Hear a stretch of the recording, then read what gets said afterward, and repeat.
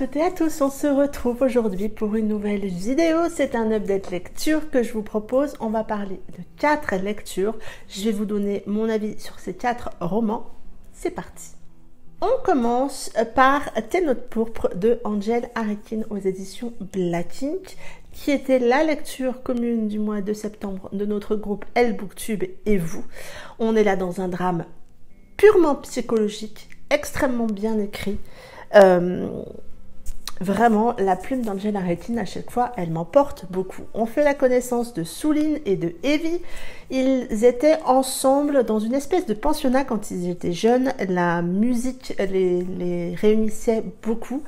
Et puis un jour, du jour au lendemain, Souline est partie en laissant Evie dans ce pensionnat. Et on les retrouve 6 ans après. Evie a énormément de rancœur et de colère par rapport à ce qui s'est passé et par rapport au fait que Souline soit partie sans lui laisser plus aucune nouvelle.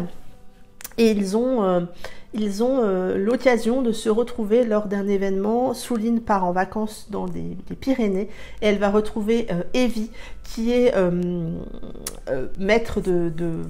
moniteur de ski dans la station où ils sont. Et donc on va suivre leur retrouvailles. On est là donc dans un schéma de retrouvailles. Je trouve qu'Angel Arekin maîtrise ce schéma à la perfection dans ce roman. C'est un roman, j'ai trouvé, très dur psychologiquement, qui aborde des sujets compliqués. C'est très très sombre. C'est pas une dark romance, mais c'est vraiment très sombre parce qu'on va avoir des descriptions hyper détaillées de ce qu'ils ont vécu, des souffrances qu'ils ont vécues. Evie est un être écorché par la vie, qui survit au milieu de cette souffrance, qui en veut énormément aux gens en général et qui a une rancœur énorme au fond de lui. Et puis, au fur et à mesure du roman, au travers de flashbacks, au fil des chapitres, on va découvrir ce qui s'est passé dans le passé et les conséquences que ça a aujourd'hui dans le présent, que ça soit et pour Souline et pour Evie.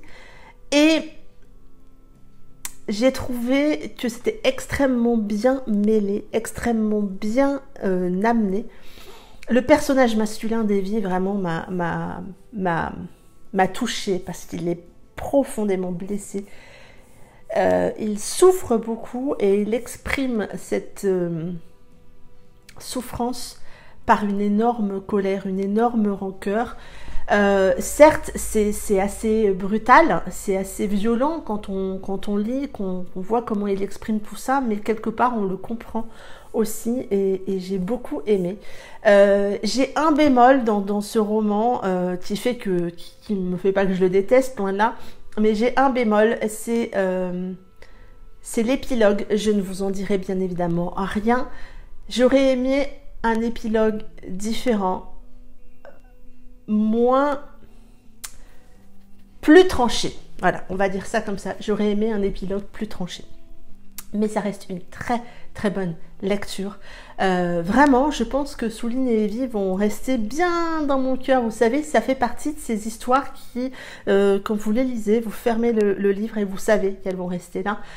En général, les écrits d'Angel Arekin restent, donc c'est quand même extrêmement bon signe. C'est vraiment une plume que je vous invite à découvrir. Elle torture ses personnages, hein, donc elle malmène aussi son lectorat, attention, mais vraiment, moi j'aime vraiment beaucoup. Et donc, n'hésitez pas à lire Tes notes pourpres. On passe ensuite à Opération Reddition d'Amandine Mataga chez Plume du Web Édition, un roman que j'ai lu en lecture commune avec Kim. Je pense qu'on a toutes les deux passé un très bon moment.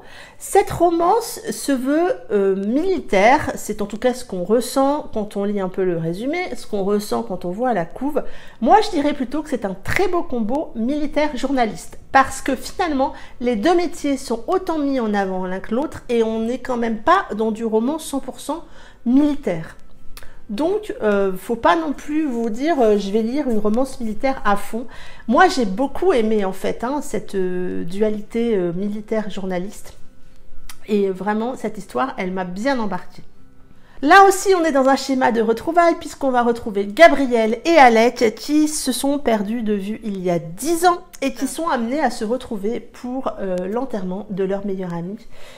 On le sent énormément de rancœur entre eux, vraiment, et on va essayer de comprendre au fur et à mesure des pages pourquoi il y a cette rancœur entre eux deux alors qu'ils étaient amis très très proches avant. C'est une histoire très forte de pardon, de reddition et une histoire remplie de secrets. Il y a eu énormément de non-dits il y a plusieurs années entre ces deux-là. Il y a énormément de non-dits encore aujourd'hui. Et avec les caractères très forts qu'ils ont tous les deux, ce démêlage d'émotions, de non-dits prend vraiment du temps. Et je trouve que Amandine Mataga l'a fait très bien. Elle a vraiment réussi à planter son secret, à nous faire réfléchir tout au long des pages, à doucement démêler et à casser un petit peu vos hypothèses pour arriver à un résultat, je trouve, très bien écrit. C'est très fluide, c'est très bien enchaîné. On sent que le secret a été travaillé de bout en bout et moi j'ai beaucoup aimé en fait être embarqué dans ce secret, embarqué dans cette histoire, à me poser des milliers de questions. On a échangé beaucoup de vocaux avec Kim quand on a fait cette lecture et à vouloir essayer de comprendre en fait ce qui se passait pour eux. Et comme je vous le disais, c'est une romance militaire, mais finalement le côté purement militaire tient sur un tiers du roman. On a aussi une grosse part de journalisme puisque Gabriel est journaliste et je trouve que ça a autant sa place que le côté militaire. Je trouve que l'autrice a réussi à véhiculer de jolis messages au travers du travail, enfin du métier de journaliste de Gabriel. Et oui, il y a tellement de non-dits et de pardon dans cette... C'est vraiment une histoire de pardon qu'on peut se faire à soi-même, de pardon qu'on peut faire aux autres. Il y a une histoire très forte d'amitié qui est là aussi au cœur de tout ça. Et j'ai aimé en fait, j'ai eu peur au début, je vous dis pas, j'ai eu peur, je me suis dit, vu comment est planté au départ le décor, je me suis dit c'est un triangle amoureux. Pas du tout. Pas du tout, vous savez que je n'aime pas ça et heureusement que ça n'était pas ça. Mais vraiment, c'est une histoire qui montre à quel point on est prête à tout, dans tous les domaines. Et moi, j'ai beaucoup aimé cette histoire. Vraiment, j'ai été très agréablement surprise. Donc, c'est une histoire que je vous invite à découvrir.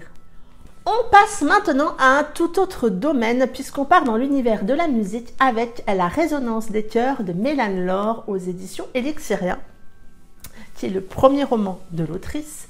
On va suivre Elia, qui est une jeune chanteuse qui a rejoint il y a 1 an le groupe Archange. Le groupe Archange est un groupe qui cartonne, qui fait beaucoup de tournées. Ils sont donc justement en tournée. Et c'est un peu la première tournée pour Elia. Elle vit un conte de fées en quelque sorte. Elle chante, elle adore ça. Elle fait une tournée. Tout marche bien pour elle. Adrien, lui, il est Roddy sur la tournée des Archanges. Roddy, il installe les scènes, il les démonte, il s'assure que tout tourne très bien autour du groupe et autour de leurs besoins, autour de leur musique. Et Gabriel, c'est sa passion. En fait, il adore ça et il adore particulièrement travailler avec le groupe des Archanges. Il y a énormément de respect entre les Roddies et puis le groupe. Il y a une très bonne ambiance, donc c'est vraiment une tournée qui lui tient à cœur. Quand il va rencontrer pour la première fois Elia, entre deux, il y a de l'attirance, mais il a énormément de crainte, puisque bon, il est quand même embauché sur la tournée. Il s'imagine bien que s'il y avait un problème entre Elia et lui, le choix serait très vite fait. Et je vais m'arrêter là pour le résumer. C'est une romance toute douce, une romance certes assez classique, mais je trouve qu'il fait très bien le job. C'est un premier roman, et je trouve que pour un premier roman, il est réussi. Ils nous embarquent dans leur histoire à tous les deux. Elle nous a créé 2 personnages qui font que entre la plume et les personnages, finalement, on se laisse embarquer et on passe un très bon moment. Alors oui, je vous l'avoue, dans cette histoire, j'ai eu envie de secouer Adrien, j'ai eu envie parfois de demander à Elia pourquoi elle réagissait comme ça, elle est parfois assez surprenante, mais c'est ces imperfections qui les rendent finalement si réalistes, qui rendent cette histoire si vraie, parce que on n'est pas parfait, ça se saurait, et eux non plus ne le sont pas, et finalement ça se passe très très bien parce que ça les rend d'autant plus attachants. Et puis c'est vrai que moi, les romances sur univers musical, j'aime beaucoup ça. Là en plus, on part en tournée avec eux, donc on retrouve tout ce qui est backstage, on retrouve tout l'univers des roadies. J'avais lu Play with Fire de Marie Agi, qui était déjà sur un roadies et j'avais beaucoup aimé. Et là, j'ai aimé en fait retrouver un peu cette ambiance parce que finalement, c'est pas que le devant de la scène qu'on voit, c'est tout l'arrière de la scène. Et ouais, j'ai aimé en fait découvrir tout ce que ce groupe finalement vit quand ils partent en tournée, quand ils sont toujours dans le même bus, quand ils sont ensemble H24 quand même. Donc j'ai aimé en fait suivre ça dans cette histoire. Et comme je vous le disais, pour un premier roman, moi je le trouve très réussi. La plume de Mélane est assez fluide et très sincère. Je l'ai trouvé assez... Oui, très sincère dans les sentiments et dans les émotions qu'elle retranscrit. Donc franchement, j'ai passé un très bon moment. En plus, j'aime vraiment beaucoup la couve. Donc je pense que je vais suivre les nouveaux écrits de cette autrice. J'ai également lu La force de renaître de Brittany Setcheri chez Hugo Roman Éditions, que j'ai lu en lecture commune organisée par Charlie. Je vous mettrai tous les pseudos là-dessous, là, ici. On était très nombreuses dans cette lecture commune, donc je vais citer que Charlie, puisque c'est elle qui l'avait organisée. J'ai passé un très bon moment, comme à chaque fois avec Brittany Setcheri. À chaque fois, cette autrice, ça marche avec moi. Attention, la seule chose que je vous conseille, c'est de ne pas lire le résumé, ou alors juste de lire les 5-6 premières lignes. Mais ne lisez pas le résumé en entier, il est beaucoup trop spoilant pour moi, je trouve. On fait la connaissance d'Hazel. Hazel n'a pas eu vraiment une vie très sympathique. Hein. Franchement, elle enchaîne les problèmes. Elle a une mère qui se drogue, un beau-père qui deal. Bref, elle veut essayer de s'en sortir pour que sa vie soit un petit peu plus belle et elle veut trouver du boulot. Elle part donc à la ferme de la ville où elle habite pour demander à travailler dans cette ferme, même si le travail est extrêmement dur. Et c'est Yann, le petit-fils du propriétaire de la ferme, qui va la former un peu à tout ce qu'elle va devoir faire. Yann, pour lui, ça va plutôt pas mal. Yann, il a des grands-parents aimants, il a un groupe de copains avec qui tout se passe bien, ils font de la musique ensemble, leur carrière est un petit peu en train de décoller. Autant vous dire que quand ces deux-là vont devoir travailler ensemble, ça fait beaucoup d'étincelles. Malgré tout, Yann va être touché par cette jeune femme qui fait tout pour s'en sortir.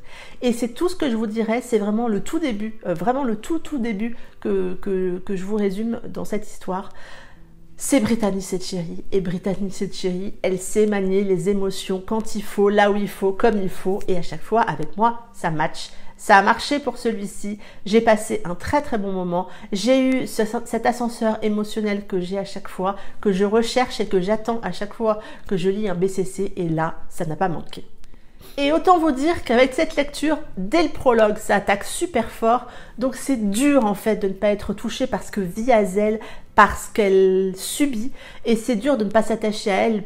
Voilà, enfin, ou alors je le sais, j'ai beaucoup d'empathie, mais je pense que tout lecteur de cette histoire ne peut que être touché, en tout cas au départ, par cette jeune femme qui fait tout en plus pour s'en sortir. Elle a vraiment envie de ne pas rester dans ce carcan de problèmes et elle veut aller de l'avant. Et je trouve que l'histoire entre Yann et Hazel, qui commence vraiment par une histoire d'amitié toute simple, une histoire d'amitié entre deux univers, entre deux milieux sociaux très différents l'un de l'autre. Ok, ils sont beaucoup à se chercher, on a beaucoup de joutes verbales dans ce roman, mais c'est ce qui fait aussi le punch, vous voyez, ça avance, ça percute quand il faut. Et puis doucement, en fait, on voit cette relation d'amitié se construire. Et je trouve que la base de leur relation, est saine, est belle, est forte. Et doucement mais sûrement, l'un prend de la place dans les pensées de l'autre, dans le cœur de l'autre. Et voilà, j'ai aimé en fait, j'ai aimé la façon dont c'était construit, la façon dont ça, comment dire, ça progressait, ça évoluait dans le bon sens, en tout cas pour moi. Je dirais pas que c'est un schéma Friends to Lovers parce qu'au départ ils sont absolument pas amis. Mais à partir du moment où leur amitié s'installe, c'est une belle évolution qu'on a. Et puis, autant vous dire qu'il est aussi... on a des personnages secondaires extrêmement attachants. Je pense en particulier aux grands-parents de Yann et en particulier à son grand-père qui m'a énormément fait penser à mon grand-père. Et j'ai eu le sentiment en lisant cette histoire qu'il était là. C'était très bizarre, très fort aussi en émotion pour moi. Mais oui, on a ces personnages secondaires là qui sont très attachants. On en a d'autres qu'on aime beaucoup moins, je vous assure, et que franchement, j'ai eu envie de rentrer dans le bouquin, je vous dis pas, mais on en a d'autres. Voilà, on a aussi le groupe d'amis de Yann, au travers duquel on va avoir vraiment de très beaux messages. Vraiment, j'ai trouvé que ces 4 jeunes avaient la tête bien posée sur les épaules et ça fait plaisir à lire. Et puis, ce que j'ai également aimé, oui, on suit Hazel dans ce travail à la ferme et puis on va suivre aussi Yann et ses amis qui vont commencer à avoir leur carrière musicale qui prend un peu d'ampleur. J'ai aimé en fait voir les deux univers, ces deux univers, mais tellement opposés. Alors oui, par moments, il y a quelques brindilles de clichés, on est bien d'accord, mais c'est tellement deux univers littéralement opposés que ça fait du bien de les revoir dans le même roman et de voir comment les deux peuvent finalement assez bien se mêler l'un à l'autre. Donc non, mais encore une fois, hein, Brittany Setcheri, elle a fait le job. J'ai passé un très bon moment avec cette histoire. Il ne va pas passer au-dessus de Behind the Bar, qui reste mon préféré. Je crois que j'ai quasiment lu tous les romans de l'autrice qui ont été traduits. Behind the Bar reste mon favori, mais celui-là, il est un petit peu pas très loin là derrière. Et vraiment, c'est une autrice, moi, que je vous encourage à lire parce que elle sait manier les émotions. Voilà. Parfois, il y a certains trucs qu'on voit venir et d'autres pas du tout. Et à chaque fois, c'est un ascenseur émotionnel quand moi je lis cette autrice. Et donc, je vous invite à la découvrir. C'en est tout pour cette vidéo et ces 4 avis lecture. J'espère qu'ils vous auront donné envie de découvrir les romans ou que vous les avez déjà lus et que vous avez eu les mêmes ressentis que moi ou pas du tout. D'ailleurs, si c'est le cas, n'hésitez pas non plus à partager en commentaire dessous parce que c'est sympa aussi quand on n'a pas toujours le même avis. C'est souvent, parfois dans les lectures communes, quand il y a les avis différents, il y a beaucoup d'échanges et c'est aussi très sympa. Et puis bon, il y a aussi les échanges quand on a envie de partager des sentiments forts qu'on ressent. Bref, dites-moi tout en commentaire, je me ferai bien plaisir de vous répondre. Et puis moi en attendant, je vous souhaite de très belles lectures. Prenez soin de vous et je vous dis à très bientôt pour une prochaine vidéo. Bye bye!